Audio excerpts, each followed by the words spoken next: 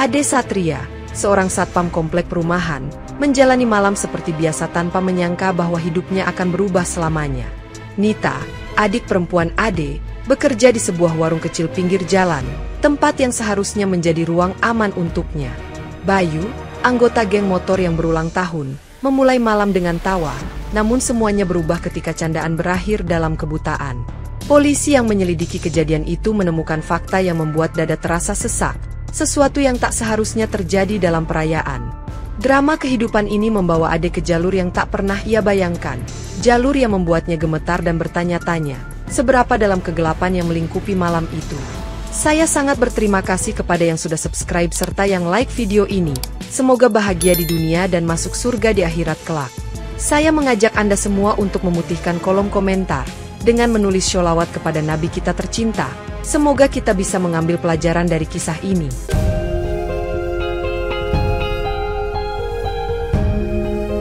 Di sebuah warung kecil yang terletak di pinggir jalan yang ramai, suasana penuh tawa dan musik keras menyambut kedatangan geng motor yang sedang merayakan ulang tahun Bayu, anggota termuda geng tersebut.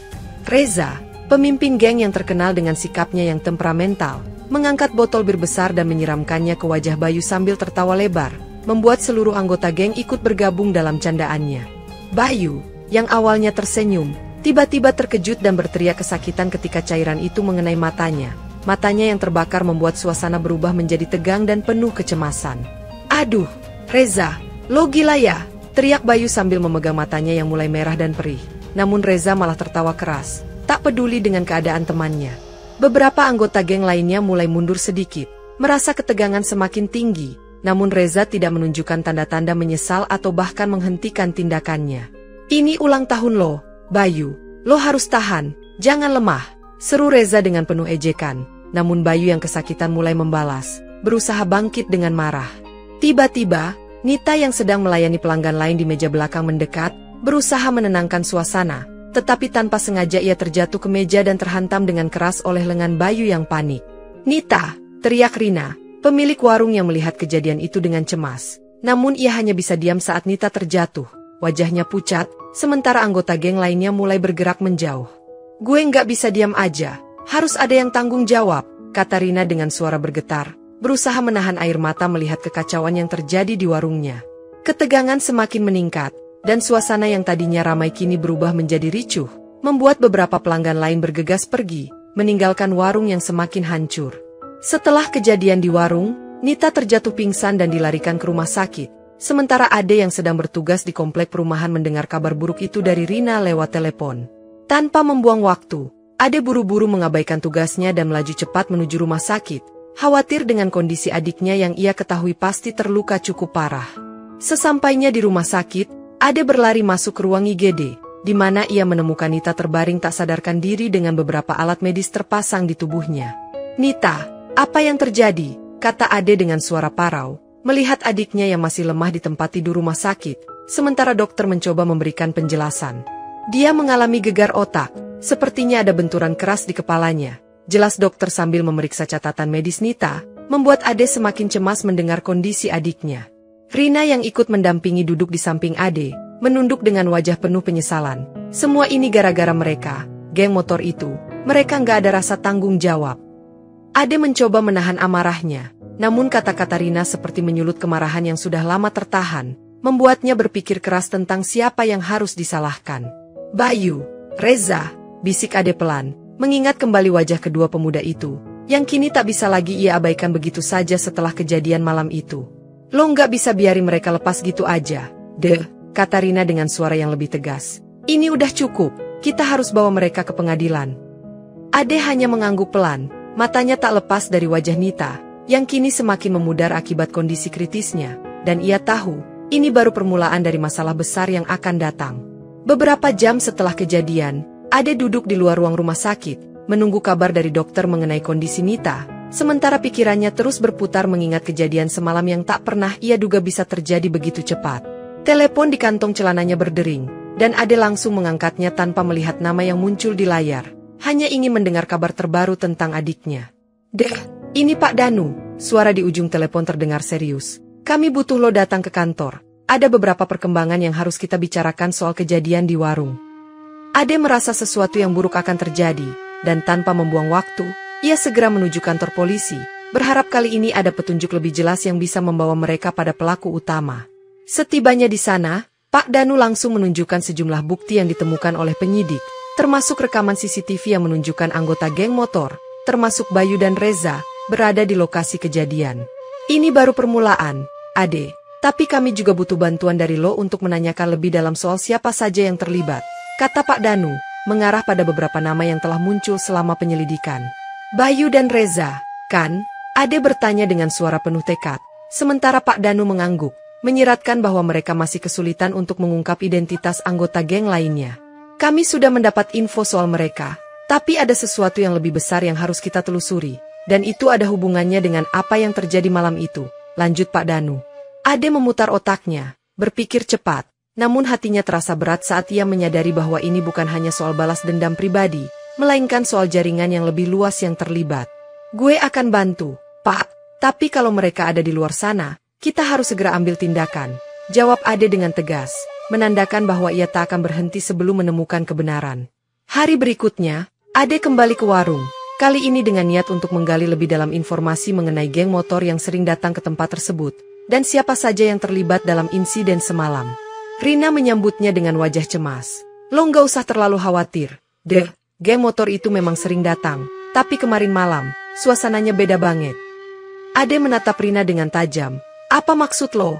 Apa yang lo tahu soal mereka? Tanya Ade, meskipun ia sudah menduga bahwa ini bukan pertama kalinya Rina mengalami masalah dengan geng itu. Bayu itu anak baru, tapi Reza yang jadi pemimpin mereka. Gue nggak tahu apa yang dipikirin mereka, tapi kayaknya ada sesuatu yang mereka sembunyikan, jawab Rina, matanya melihat ke lantai dengan penuh kekhawatiran. Reza, dia memang pemimpin yang keras, tapi Bayu, dia berbeda. Dia kelihatan seperti orang yang bisa berubah, tapi gue nggak yakin dia bisa lepas dari pengaruh Reza, lanjut Rina, suaranya penuh keputusasaan. Ade menggigit bibirnya, semakin yakin bahwa ada yang disembunyikan dari cerita ini, dan ia tahu bahwa dirinya harus menggali lebih dalam, bahkan jika itu berarti menghadapi bahaya lebih besar. Gue harus cari tahu siapa saja yang terlibat dalam ini, kata Ade. Nita nggak boleh jadi korban percuma. Rina mengangguk setuju. Lo harus berhati-hati, geng itu nggak main-main. Ade melangkah keluar dari warung, matanya penuh tekad untuk menemukan jawabannya, karena ia tahu bahwa ini belum berakhir, dan masih banyak yang harus terungkap. Ini baru permulaan, gumam Ade pada dirinya sendiri, dan gue nggak akan berhenti sampai semua ini terungkap. Bayu datang tergesa-gesa ke rumah sakit, dengan langkah kacau dan matanya yang semakin buram, tak mampu melihat jelas jalan di depannya. Ia hanya bisa merasakan panik yang semakin menguasai dirinya. Sesampainya di ruang IGD, petugas medis segera memeriksanya, sementara polisi yang sudah lebih dulu berada di sana langsung mendekat untuk meminta keterangan mengenai kejadian yang telah merusak seluruh suasana. Ceritakan apa yang terjadi, Bayu, tanya seorang polisi dengan nada serius, namun Bayu hanya bisa menggoyangkan kepalanya, matanya semakin kabur, dan ia hanya menyalahkan Reza atas semua kejadian itu. Semua salah Reza, dia yang mulai bercanda dengan miras itu, kata Bayu terbata-bata. Namun ia tak mampu memberikan informasi lebih lanjut karena matanya yang kini benar-benar buta. Polisi terus mendesak, berharap mendapatkan petunjuk lebih lanjut, tetapi Bayu hanya diam, kesal dengan kondisinya yang semakin memburuk, dan enggan memberikan lebih banyak detail meskipun ia tahu hal itu bisa membantu. Kalian harus tanggung jawab, ini semua karena lo, Reza, teriak Bayu, penuh kemarahan, meskipun hanya terdengar samar karena penglihatannya yang gelap. Keadaan di rumah sakit semakin tegang, dengan polisi yang semakin frustasi karena kurangnya informasi yang didapat dari Bayu, yang tampak sengaja menutupi sesuatu. Bayu terdiam lama, seolah merenung, tetapi tidak ada penyesalan atau penjelasan lebih lanjut yang keluar dari bibirnya. Ia hanya tampak putus asa dalam kegelapan. Lo harus sadar, Bayu, jika lo terus begini, kita nggak akan bisa bantu lo, kata polisi yang sudah mulai geram, namun Bayu tetap tidak mengindahkan. Keadaan semakin genting, dan meskipun Bayu tetap memprotes, satu hal yang pasti adalah bahwa ada sesuatu yang lebih besar yang sedang disembunyikan dalam peristiwa tersebut, dan Bayu enggan untuk membuka mulut. Pak Danu mengumpulkan saksi-saksi yang ada di sekitar warung, termasuk Rina dan beberapa pelanggan yang sempat melihat kejadian tersebut, untuk mengungkap lebih jauh apa yang terjadi malam itu. Kita harus cari tahu siapa saja yang terlibat, mulai dari Reza hingga anak-anak lainnya yang terlihat bersikap mencurigakan, kata Pak Danu kepada timnya, memberi perintah untuk menyelidiki lebih dalam. Kami sudah mengidentifikasi anggota geng motor yang terlibat, Pak, jawab salah satu polisi yang memegang catatan, tapi mereka sudah menghilang setelah kericuhan itu. Ade mengikuti dengan cemas perkembangan penyelidikan. Setiap detik yang berlalu terasa semakin lambat, seolah tak ada cukup waktu untuk menyelamatkan adiknya yang masih koma. Pak Danu, kapan kita bisa tahu siapa yang harus bertanggung jawab? Tanya Ade dengan suara cemas. Namun Pak Danu hanya bisa menghela napas panjang. Prosesnya tidak semudah itu, Ade. Kita butuh bukti lebih untuk bisa mengungkap siapa yang sebenarnya bertanggung jawab. Jawab Pak Danu, matanya tampak letih. Polisi menyusun rencana untuk melacak Reza dan beberapa anggota geng lainnya, berharap bisa menemukan mereka sebelum mereka melarikan diri lebih jauh. Lo harus tetap sabar, Ade. Kami akan kejar mereka sampai dapat, kata Pak Danu dengan tegas. Namun Ade merasa tak ada waktu lagi untuk menunggu. Saya tidak sabar, Pak, adik saya, dia masih di rumah sakit, kata Ade, suara gemetar karena emosi yang tak terbendung. Meski Pak Danu berusaha menenangkan, Ade merasa waktunya hampir habis, dan ia tahu bahwa jika mereka tidak bergerak cepat, keadilan bagi Nita mungkin tidak akan tercapai. Di ruang rumah sakit yang hening, Ade duduk di samping tempat tidur Nita, memegangi tangan adiknya yang terasa dingin, sementara ia tak tahu lagi apa yang harus ia lakukan untuk mengubah nasib Nita. Ia terus menatap wajah adiknya yang terbalut perban, berpikir bagaimana seharusnya ia bisa melindungi Nita, namun perasaan bersalahnya semakin menggerogoti hati. Ini semua salah gue, gumam Ade dengan suara pelan, hampir tak terdengar, meskipun ia tahu bahwa ia telah berusaha yang terbaik untuk menjaga keluarganya. Rina, yang duduk di dekatnya, mencoba menghibur. Lo nggak bisa menyalahkan diri sendiri, deh. Ini semua kejadian yang nggak bisa lo hindari. Tapi gue nggak ada di sana, Rin. Kalau gue ada, gue bisa cegah semuanya. Jawab Ade dengan marah, matanya merah karena menahan tangis. Rina menghela napas panjang. Nita tahu lo nggak bisa ada di dua tempat sekaligus. Deh, lo nggak bisa memaksa diri lo untuk mengubah segalanya. Ade terus berdiam diri, mengamati wajah Nita yang pucat. Namun di dalam hatinya tumbuh tekad yang lebih kuat, bahwa ia harus memastikan orang-orang yang bertanggung jawab akan membayar atas perbuatannya. Ini belum berakhir, Rin. Gue nggak akan berhenti sampai gue tahu siapa yang harus dibayar untuk semua ini, kata Ade dengan penuh ketegasan, meskipun rasa cemas masih menggantung di hatinya. Lo harus sabar, deh. Semua akan terungkap, kata Rina, berharap agar perasaan mereka yang terpuruk bisa sedikit terangkat dengan kata-katanya. Ade meremas tangan Nita dengan lebih erat, seolah memberikannya kekuatan, meskipun ia tahu perjuangan besar masih menanti mereka di depan. Polisi akhirnya berhasil melacak keberadaan Reza yang bersembunyi di sebuah bengkel tua di pinggir kota, tempat yang sering digunakan geng motor untuk berkumpul dan melakukan aktivitas ilegal. Kami menemukan jejaknya di bengkel ini, Pak, laporan salah satu polisi yang mengawasi. Reza sudah tidak ada di sana, tapi beberapa anggota geng masih terlihat berkeliling.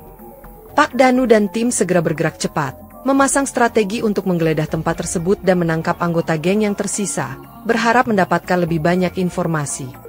Reza, yang mengetahui dirinya telah terdeteksi, mulai berusaha menghindari pengepungan polisi, meskipun ia tahu bahwa pelarian ini semakin sulit. Kericuhan itu cuma kecelakaan, Pak, gue nggak tahu apa-apa. Reza bersikeras ketika ditanyai oleh polisi, mencoba menutupi kebenaran yang lebih besar dari kejadian tersebut. Namun Pak Danu merasakan ada yang janggal dengan pernyataan Reza. Kenapa lo tidak mengatakan yang sebenarnya? Reza, apa yang sedang kamu sembunyikan? Reza terdiam, mencoba memutar otak mencari alasan yang lebih baik, namun tatapan tajam Pak Danu membuatnya semakin terpojok. Kami tahu ada lebih dari sekadar kecelakaan, Reza, kata Pak Danu dengan suara tenang namun penuh ancaman, dan kami akan cari tahu apa yang sebenarnya terjadi.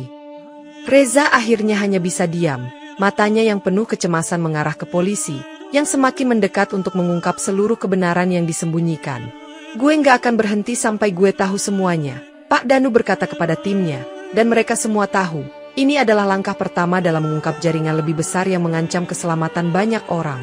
Bayu yang kini buta permanen merasa terisolasi dan tertekan, tidak hanya karena kehilangan penglihatan, tetapi juga karena sebagian besar anggota geng motor mulai menjauhinya, takut terkena masalah lebih lanjut. Dalam keputusasaannya, Bayu memutuskan untuk mendatangi rumah Ade, berharap mendapatkan sedikit pengertian atau bahkan pertolongan, meskipun ia tahu bahwa hubungan mereka penuh dengan ketegangan. Ade, gue nggak sengaja. Deh, Nita, kata Bayu terbata-bata, suaranya bergetar, namun Ade hanya berdiri diam di pintu, menatap Bayu dengan wajah yang tak bisa disembunyikan lagi penuh kebencian. Bayu yang merasa cemas akan balasan keras dari geng yang kini menjauhinya, mencoba memohon ampun, namun hanya kesunyian yang mengisi ruangan, sementara Ade tak mengatakan apapun.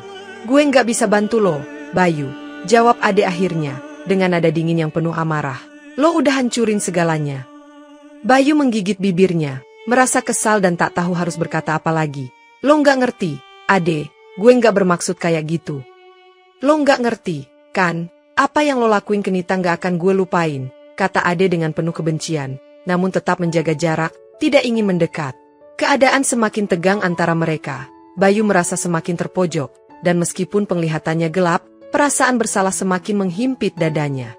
Gue butuh bantuan lo, Ade, gue takut, pinta Bayu, tetapi Ade tak bergerak sedikit pun, tetap diam dan menunjukkan betapa dalam luka yang ia rasakan.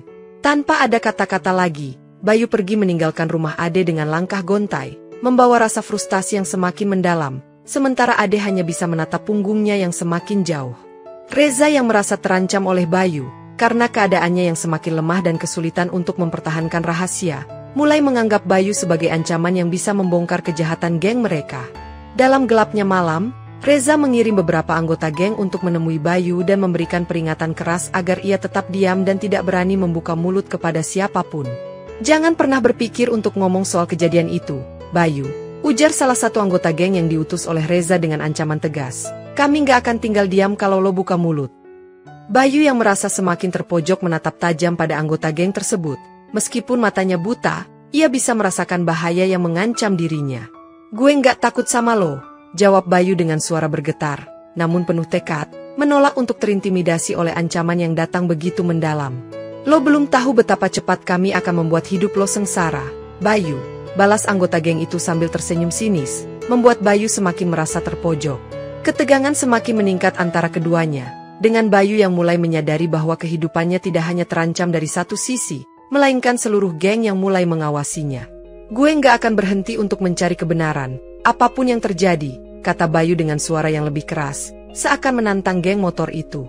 Lo tetap saja bodoh, Bayu, jawab anggota geng itu. Lo akan menyesal jika lo terus-terusan begini. Dengan ancaman yang jelas dan tegas, Bayu tahu bahwa kini ia tidak hanya berjuang untuk hidupnya, tetapi juga untuk memastikan bahwa ia tidak akan pernah terjatuh dalam manipulasi geng motor itu.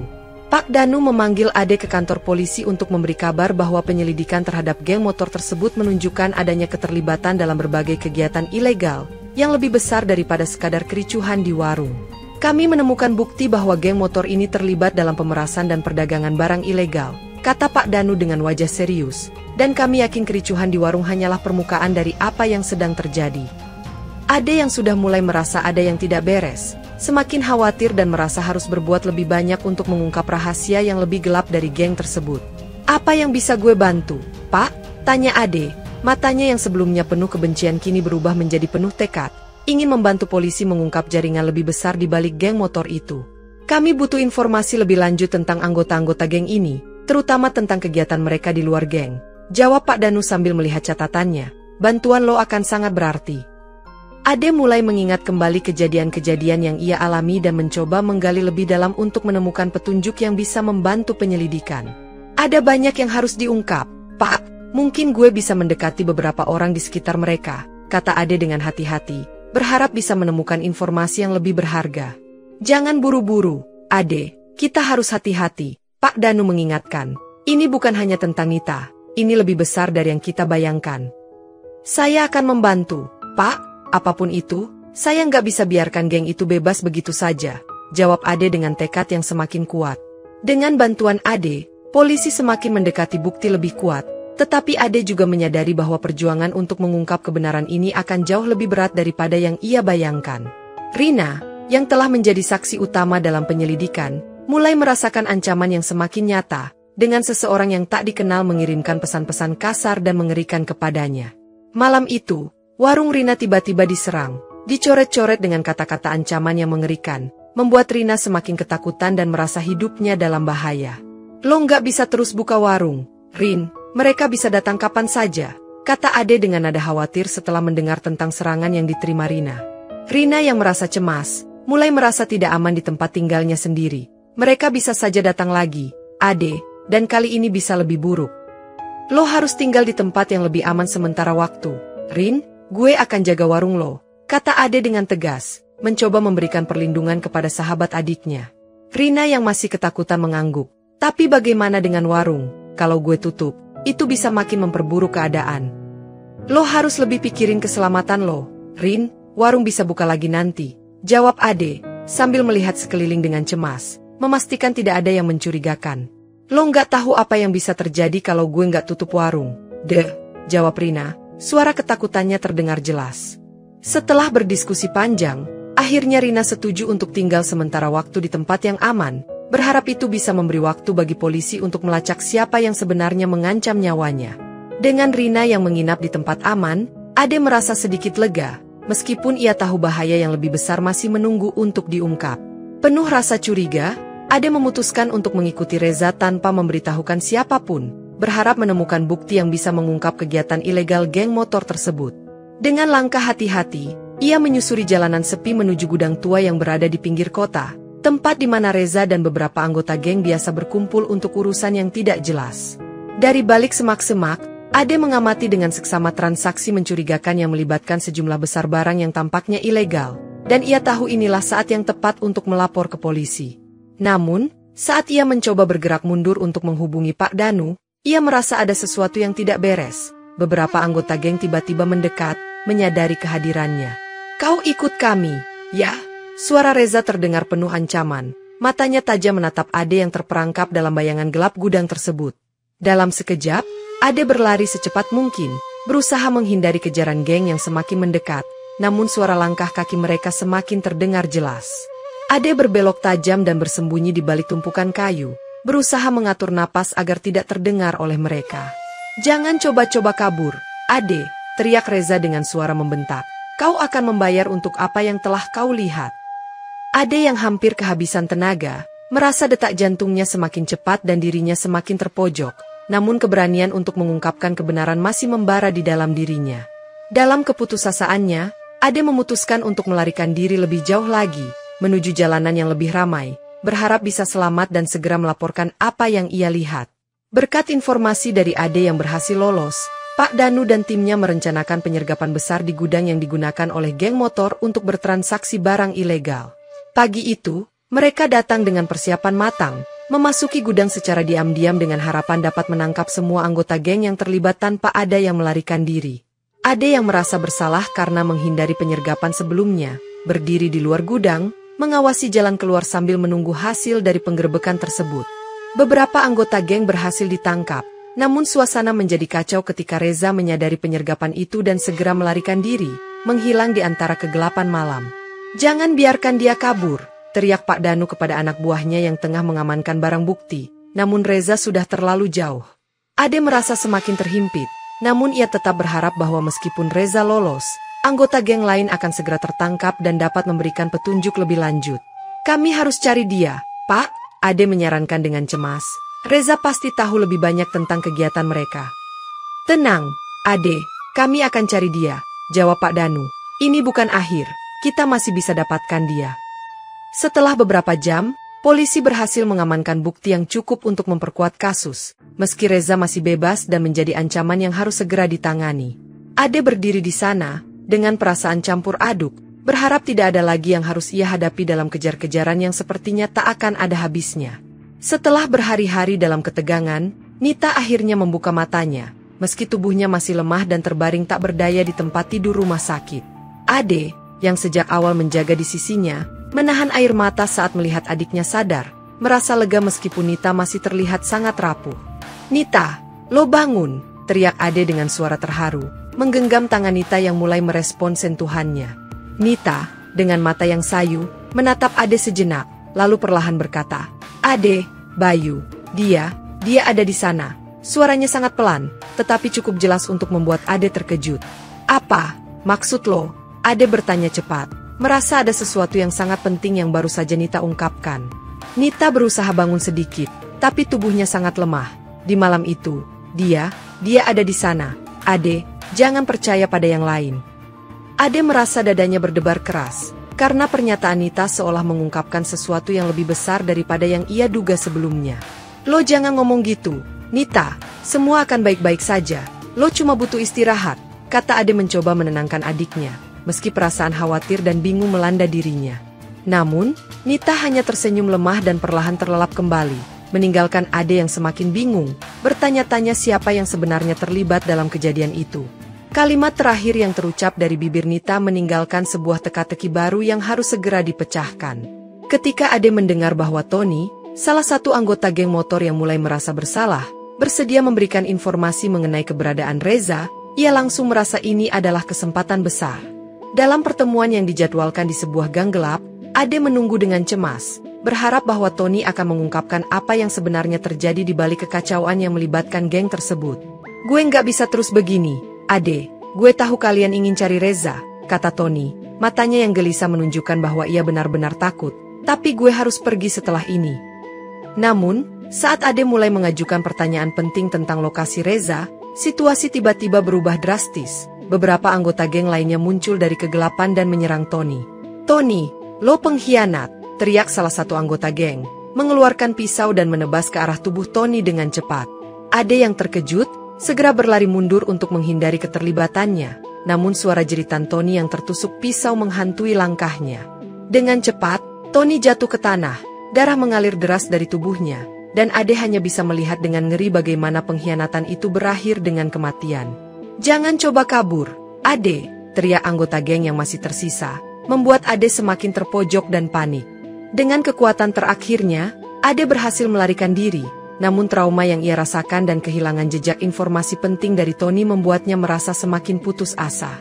Tony tewas di tempat, meninggalkan Ade dengan pertanyaan baru yang harus dipecahkan. Siapa lagi yang berkhianat, dan apa yang sebenarnya terjadi dalam geng motor itu? Bayu, yang kini merasa terperangkap, semakin terisolasi dari gengnya, karena ketakutannya akan ancaman yang datang dari berbagai arah. Ia memutuskan untuk melarikan diri dari kota, berharap bisa memulai hidup baru jauh dari masalah yang terus menghantuinya. Namun niat itu segera terhalang ketika ia bertemu dengan Reza di sebuah stasiun tua yang sepi. "Kau kira bisa kabur begitu saja?" Reza berkata dengan nada rendah, menatap Bayu tajam. Tangannya menggenggam senjata yang berkilat di bawah sinar lampu stasiun yang redup. Bayu merasakan tubuhnya kaku, ketakutan mencekam saat Reza mendekat, menekan senjata di dadanya dan berkata, "Kau akan tetap diam tentang apa yang terjadi malam itu, Bayu, atau semuanya akan berakhir buruk." Bayu mencoba mundur, tapi stasiun yang kosong membuatnya tidak punya tempat untuk bersembunyi, sementara Reza semakin mendekat dengan senjata yang terarah. "Jangan coba-coba melawan, Bayu. Semua ini hanya akan jadi lebih buruk buatmu kalau kau buka mulut," Reza menambahkan dengan ancaman yang semakin nyata di suara dan matanya. Ketegangan semakin meningkat, dan Bayu merasa dunia ini mulai menyempit.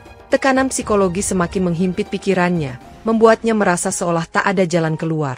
"Aku tidak akan bilang apa-apa, Reza, tolong jangan," Bayu memohon, namun suaranya tersendat karena ketakutan yang mendalam. Reza menatap Bayu dengan tatapan tajam, lalu tanpa kata-kata lebih lanjut, perlahan menarik senjatanya, memberi isyarat agar Bayu tetap diam dan tidak membuat masalah lagi. Bayu berdiri di sana, terdiam, terjebak dalam ketakutan, tahu bahwa keputusan ini akan menentukan masa depannya, dan mungkin, nyawanya. Nita, setelah beberapa hari dalam kondisi lemah, akhirnya mulai mengingat lebih banyak kejadian yang terjadi malam itu, dan dengan gemetar ia menyebutkan satu detail penting, seorang anggota geng yang tidak dikenal ada di warung saat kericuhan terjadi. Ade yang mendengar ini, merasa seolah-olah sebuah kunci baru telah terbuka, dan segera menghubungi Pak Danu untuk memulai pencarian berdasarkan deskripsi yang diberikan Nita. Mereka mulai menelusuri warung-warung yang ada di sekitar lokasi kejadian, berharap menemukan seseorang yang cocok dengan ingatan Nita, namun pencarian mereka menemui jalan buntu. Di tengah pencarian yang semakin melelahkan, Ade merasakan desakan waktu semakin mendalam, menyadari bahwa setiap detik sangat berarti bagi Nita yang masih dalam kondisi kritis. "Tidak ada yang tahu siapa orang ini," kata Pak Danu frustasi. "Deskripsi Nita terlalu kabur, kita harus cari petunjuk lain." Ade merasa terjepit, mencoba tetap fokus meskipun kelelahan mulai menggerogoti tubuhnya, dan hasil pencarian yang nihil semakin memperburuk situasi. "Kita harus terus mencari," ujar Ade dengan tekad yang semakin membara, meskipun ia tahu bahwa mereka mungkin belum menemukan titik terang. Tiba-tiba, sebuah ide muncul di benak Ade, dan ia segera menghubungi beberapa saksi lain yang mungkin mengetahui siapa yang terlibat dalam kericuhan tersebut. Namun, meskipun upaya mereka berlanjut, Pencarian mereka kembali menemui jalan buntu, menciptakan antiklimaks yang semakin membuat Ade merasa bahwa ada sesuatu yang lebih besar dan lebih rumit dari yang mereka duga. Dengan perasaan yang semakin tertekan, Ade kembali ke rumah sakit, berharap mendengar kabar baik tentang kondisi Nita. Namun sebaliknya, ia malah mendapati kondisi Nita semakin memburuk. Ketika polisi menerima laporan bahwa Reza terlihat di kota sebelah, Ade merasa ini adalah kesempatan besar untuk menangkapnya, dan segera ikut dalam operasi yang dipimpin oleh Pak Danu.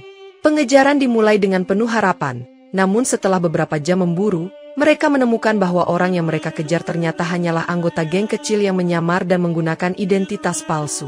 "Jangan katakan kita telah tertipu oleh ini," kata Pak Danu dengan nada kecewa, melihat orang yang tertangkap ternyata tidak memiliki hubungan langsung dengan Reza atau geng motor besar yang mereka incar. Ade merasa kecewa, namun segera menyadari bahwa ini adalah bagian dari permainan yang lebih besar, di mana Reza dan gengnya selalu selangkah lebih maju. "Kita harus terus mencari, tidak ada waktu untuk berhenti," Ade berkata, mencoba tetap tegar meski rasanya seperti telah membuang waktu dalam pengejaran yang sia-sia. "Benar, tapi kita harus pastikan tidak ada lagi jejak palsu yang mengalihkan kita," Pak Danu menambahkan, mencoba menjaga semangat tim agar tetap fokus pada tujuan utama. Setelah pengejaran yang melelahkan dan tidak membuahkan hasil, Ade merasa tubuhnya lelah, namun tekadnya tetap kuat untuk mengungkap kebenaran. Setibanya di rumah sakit, ia segera menuju ke kamar Nita, berharap mendapatkan kabar baik, namun melihat kondisi Nita yang semakin memburuk, ia merasa dunia ini semakin gelap baginya. Rasa lelah dan frustrasi menyelimuti dirinya, namun ia tahu bahwa ia harus terus berjuang, meskipun segala upaya tampak sia-sia. "Aku tidak bisa berhenti sekarang," bisik Ade, bersumpah untuk terus mencari kebenaran, tak peduli berapa lama waktu yang dibutuhkan. Kembali ke warung, Rina mendapati bahwa tempat usahanya telah dibakar pada malam hari oleh orang yang tidak dikenal, meninggalkan jejak ancaman yang semakin mengerikan. "Ini tidak bisa dibiarkan begitu saja," kata Rina dengan suara gemetar, melihat puing-puing warung yang terbakar habis, sementara polisi mulai memeriksa tempat kejadian. Ade segera mendatangi Rina untuk melaporkan kejadian tersebut, berharap ini bisa memberi petunjuk baru, namun rasa takut tampak jelas di wajah Rina yang kini terpaksa mengungsi. "Reza pasti ada di balik semua ini," ujar Pak Danu, yang sudah mulai curiga dengan serangkaian peristiwa yang menimpa orang-orang yang terlibat dalam kericuhan itu.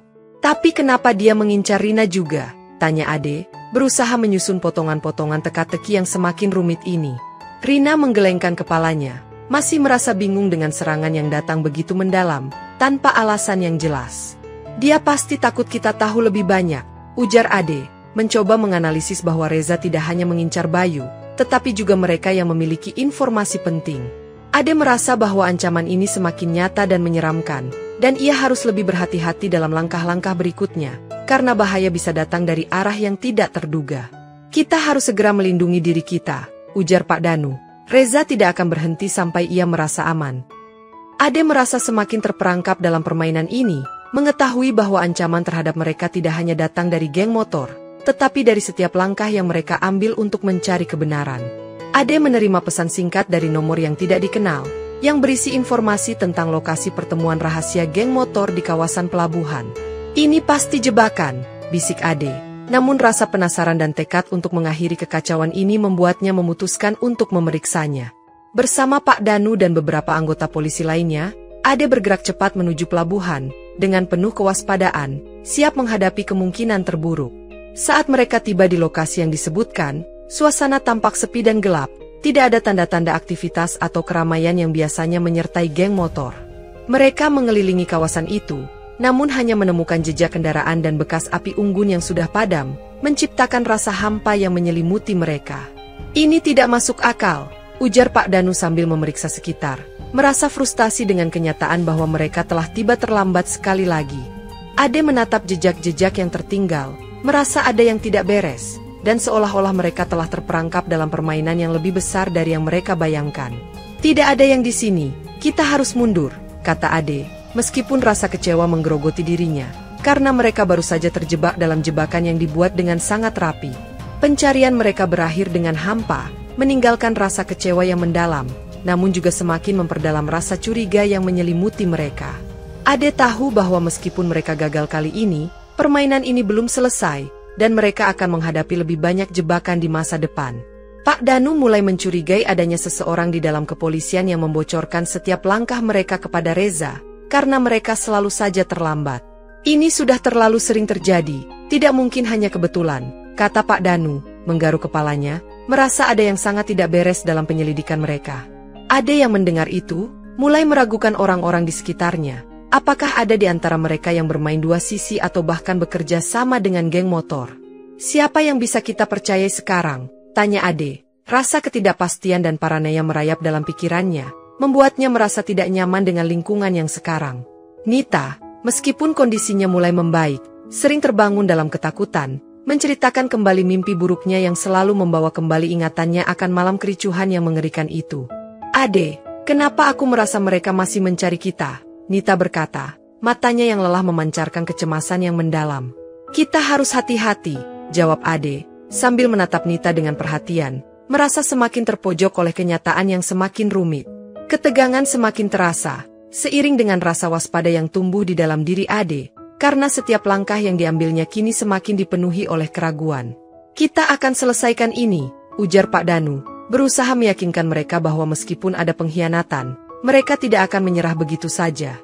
Namun, di dalam hati Ade, semakin terbetik pertanyaan apakah mereka masih bisa percaya pada siapapun lagi di dunia yang penuh intrik ini. Bayu, yang semakin merasa terpojok dan dihantui oleh rasa bersalah, akhirnya memutuskan untuk berbicara kepada polisi dan memberikan informasi penting tentang keberadaan Reza. Aku tidak bisa lagi diam, Pak, kata Bayu dengan suara yang terbata, matanya yang kosong menatap Ade penuh penyesalan. Reza, dia ada di sebuah rumah tua di pinggiran kota, itu tempat persembunyiannya. Ade merasa ada harapan baru saat mendengar informasi tersebut, segera menghubungi Pak Danu untuk mengatur penyergapan, namun Bayu memperingatkan, jangan terlambat, Reza selalu selangkah lebih maju. Mereka segera menuju lokasi yang disebutkan, dengan keyakinan bahwa ini adalah kesempatan terakhir untuk menangkap Reza dan mengakhiri kekacauan yang ditinggalkannya. Namun, ketika mereka sampai di rumah tua itu, yang mereka temui hanyalah ruangan kosong dengan pintu yang terbuka lebar, seolah-olah sudah lama tidak dihuni. Di meja, ada secari kertas yang bertuliskan, terlambat, Bayu. Sebuah pesan yang semakin memperjelas bahwa Reza selalu mengatur setiap langkah mereka. Dia memang licik, kata Pak Danu sambil mengepal tangan, merasa kesal karena mereka selalu terlambat dalam mengejar Reza yang selalu menghilang dengan cepat.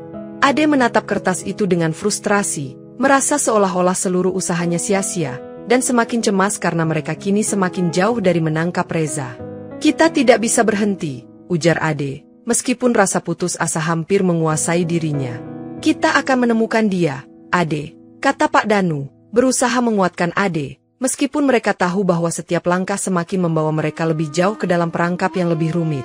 Reza, yang merasa semakin terpojok, menyusun rencana untuk membalas Bayu dan Ade, dan kali ini ia memutuskan untuk mengincar Nita yang masih dalam pemulihan di rumah sakit. Ini harus cukup untuk membuat mereka menyerah, Reza berkata kepada anak buahnya, menginstruksikan mereka untuk menghancurkan apa yang masih tersisa bagi Ade dan Bayu. Ade yang merasa ada sesuatu yang tidak beres, tiba-tiba mendapatkan firasat buruk dan segera bergegas menuju rumah sakit, berharap bisa melindungi Nita. Setibanya di rumah sakit, Ade melihat kondisi Nita masih terjaga dengan baik, dikelilingi oleh pengawasan ketat dari polisi, namun tetap ada rasa cemas yang menghinggapi dirinya.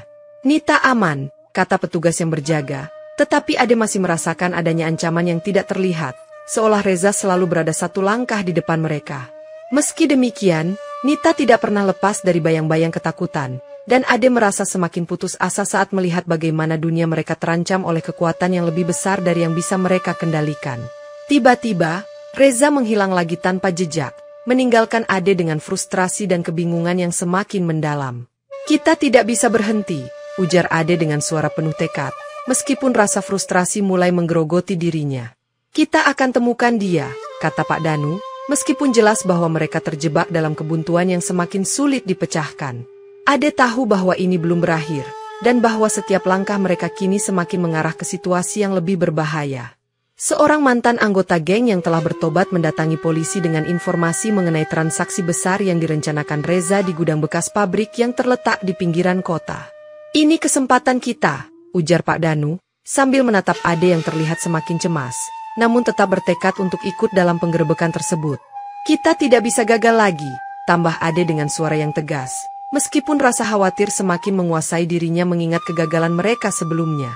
Operasi dimulai dengan cepat, namun ketika polisi mengepung gudang tersebut, mereka hanya menemukan tumpukan barang ilegal dan beberapa jejak kaki yang mengarah ke terowongan bawah tanah yang tersembunyi. Reza berhasil melarikan diri, meninggalkan para polisi yang terperangkap dalam kebingungannya, sementara Ade hanya bisa menatap bekas jejak kaki dengan perasaan hampa. Kita hampir mendapatkannya, Ade menggeram, merasa frustrasi karena mereka gagal sekali lagi meskipun sudah begitu dekat. Pak Danu menepuk bahu Ade dengan penuh pengertian, tapi kita tahu dia pasti membuat kesalahan besar. Ade, jangan biarkan dia terus melarikan diri. Ade merasa seolah-olah semakin jauh dari menangkap Reza, namun di dalam hatinya, ia tahu bahwa mereka harus terus berjuang. Dia tidak bisa terus bersembunyi, kata Ade dengan tekad baru, meskipun kekecewaan menyelimuti dirinya. Namun, kegagalan ini mengubah segalanya, memicu semangat baru untuk terus mengejar Reza dan menyelesaikan drama kehidupan yang tak kunjung berakhir ini. Ade merasakan keputusasaan yang mendalam setelah Reza berhasil lolos untuk ketiga kalinya, merasa dirinya semakin jauh dari harapan untuk menangkapnya. Aku sudah cukup gagal, kata Ade dengan suara yang hampir tak terdengar, menyalahkan dirinya karena tidak mampu melindungi orang-orang terdekatnya. Pak Danu yang mendengarnya mencoba memberikan semangat. Kita tidak bisa menyerah, Ade, dia akan membuat kesalahan, dan kita harus siap menangkapnya.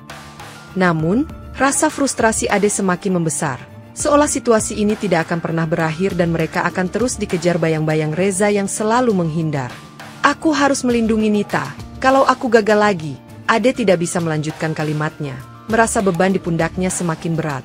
Reza selalu selangkah lebih maju, tapi bukan berarti dia tak akan jatuh, ujar Pak Danu, memberikan dorongan kepada Ade meskipun dirinya sendiri merasa lelah dengan kebuntuan yang ada. Ade menarik napas panjang, mencoba menenangkan dirinya. Kita akan terus mencari, meskipun sepertinya tak ada habisnya. Meski ketegangan semakin meningkat, ada secercah harapan yang bertahan dalam diri Ade, bahwa satu saat nanti, Reza pasti akan melakukan kesalahan besar. Kita akan menemukan dia, kata Pak Danu dengan keyakinan. Namun di balik kata-kata itu, Ade tahu bahwa ini adalah pertempuran yang jauh lebih rumit dari yang mereka kira. Dalam hati Ade, ada satu tekad yang semakin menguat. Ia tidak akan menyerah sampai Reza akhirnya tertangkap. Suatu malam, ketika Ade sedang berpatroli di komplek perumahan, ia mendengar suara motor yang familiar, membuatnya terjaga dan waspada. Itu, suara motor Reza, gumamnya, mengenali suara knalpot yang sering didengarnya saat mengejar geng motor tersebut. Dengan hati-hati, Ade mendekati sumber suara, melihat bayangan seseorang yang bersembunyi di dekat salah satu rumah kosong yang sudah lama ditinggalkan. Tidak salah lagi, itu dia, pikir Ade, menyadari bahwa ini adalah kesempatan langka untuk menangkap Reza tanpa menunggu bantuan dari polisi. Tanpa membuang waktu, ia melangkah maju, bertekad untuk menghadapi Reza langsung meskipun ia tahu bahwa ini berisiko tinggi. Ade mengendap-endap mendekati Reza, namun ketika ia hampir sampai, Reza mendengar gerakan dan berbalik dengan senyum sinis di wajahnya. Kamu sendirian, Ade, kau benar-benar berani, kata Reza dengan nada mengejek, sambil menyalakan motornya, siap melarikan diri. Tidak ada tempat untuk melarikan diri lagi, Reza, teriak Ade, berlari ke arah Reza dengan penuh tekad, siap mengejar kemanapun dia pergi. Ade merasakan detak jantungnya yang cepat, namun kali ini ia tidak akan mundur, berharap bahwa akhirnya mereka akan menyelesaikan semuanya. Reza tertawa, lalu menyalakan motornya dengan suara keras, membuat Ade semakin yakin bahwa ini adalah pertarungan yang tidak bisa dihindari lagi. Ade mengejar Reza yang melarikan diri dengan motor. Keduanya melaju cepat di tengah malam yang sunyi, berkelok-kelok di jalanan kompleks perumahan. Akhirnya, mereka tiba di taman kompleks yang sepi, tempat di mana mereka berdua saling berhadapan. Ade dengan wajah serius dan Reza dengan senyum penuh tantangan. Kau benar-benar tidak mengerti, kan? Kata Reza, menatap Ade dengan tatapan penuh kebencian. Semua ini bukan hanya tentang geng atau kericuhan di warung, ini tentang ayah kita. Ade terkejut mendengar pernyataan itu, merasa dunia yang dikenalnya tiba-tiba berubah menjadi lebih kompleks dan membingungkan. Apa maksudmu? Ade bertanya dengan suara gemetar, mencoba mencerna kata-kata Reza yang penuh dengan dendam. Ade merasa dunia seakan runtuh di hadapannya. Terkejut mengetahui bahwa masa lalu yang ia pikir sudah lama terlupakan ternyata masih menyimpan luka yang dalam bagi Reza. Namun, meskipun terkejut, Ade tetap bertekad untuk membawa Reza ke pengadilan. Apapun yang terjadi, kau harus membayar, kata Ade dengan tegas. Reza mendengus, Lalu dengan langkah cepat ia menyiapkan dirinya untuk melarikan diri. Kau pikir bisa menangkapku? Aku sudah terlalu lama bersembunyi dari kebenaran. Dengan bantuan informasi dari beberapa saksi dan penyamaran polisi, Ade merancang operasi besar untuk menangkap Reza di komplek perumahan tempat ia sering bersembunyi. Sekarang waktunya, Ade, kata Pak Danu, memastikan segala sesuatunya telah disiapkan dengan rapi, sementara Ade hanya mengangguk penuh fokus. Reza, yang merasa ada yang tidak beres, berusaha melarikan diri begitu mengetahui polisi sudah mengepung area tersebut, namun Ade sudah siap mengejarnya. Kejar-kejaran cepat terjadi di jalanan komplek yang sempit. Motor Reza meluncur dengan kecepatan tinggi, sementara Ade berusaha mengejarnya dengan sepeda motor miliknya. Kau tidak bisa lari lagi, Reza, teriak Ade, berusaha semakin mendekat saat melihat Reza mulai kehilangan kendali karena jalan yang penuh tikungan. Dengan sekali belokan tajam, motor Reza tergelincir, dan dalam sekejap Ade berhasil menangkapnya, memaksa Reza untuk menyerah. Kau takkan bisa lari lagi, kata Ade dengan suara penuh kemenangan, memandang Reza yang kini tak berdaya di hadapannya. Bayu yang kebetulan lewat, menyaksikan penangkapan itu dari jauh, merasa ada sedikit kelegaan meskipun kebutaan yang ia alami tidak akan pernah hilang. Akhirnya, semuanya selesai, gumam Bayu, merasa seolah beban berat yang selama ini menekan dirinya mulai sedikit berkurang.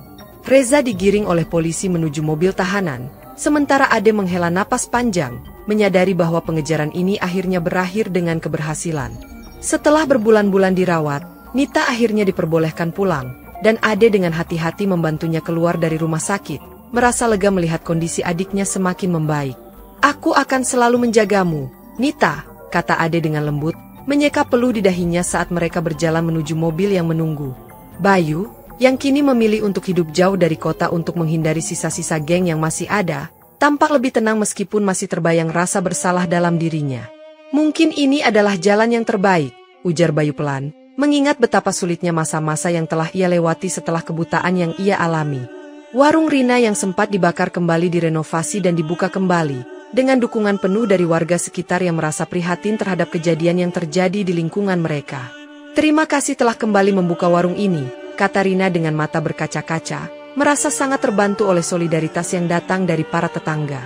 Ade, yang kini berdiri di depan komplek perumahan, menatap langit malam dengan perasaan lega, menyadari bahwa perjalanan panjang ini telah membentuknya menjadi pribadi yang lebih kuat.